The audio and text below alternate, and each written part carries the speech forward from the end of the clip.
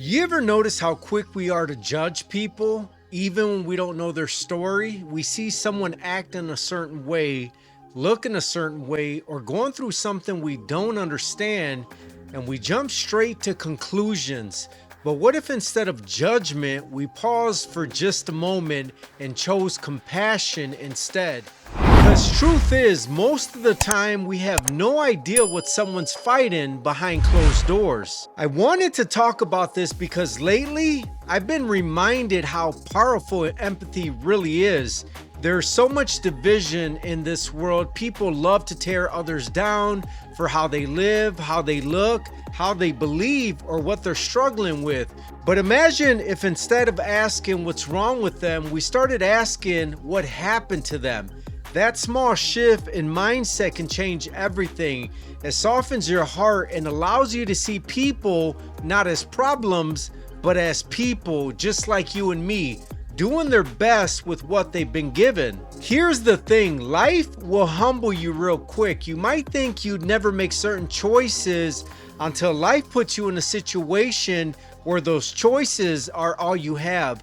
That person you judge for staying in a toxic relationship might be scared, not weak. That person struggling with addiction might be trying to numb pain they never healed from. That person who seems distant or cold might be battling depression you can't see. We don't always get to see the full picture, only the small part that's visible to the world. And too often we judge that part without knowing the pain underneath. I remember times in my own life when I was going through silent battles and people had no clue. They just saw my attitude, my distance, or my silence and drew their own conclusions.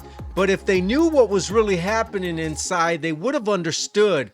That's why I try to give grace more than I give opinions, because none of us are perfect, and at some point, all of us are the ones in need of understanding, not criticism. Here's what I've learned. Compassion doesn't mean you agree with someone's choices. It just means you choose to understand before you condemn.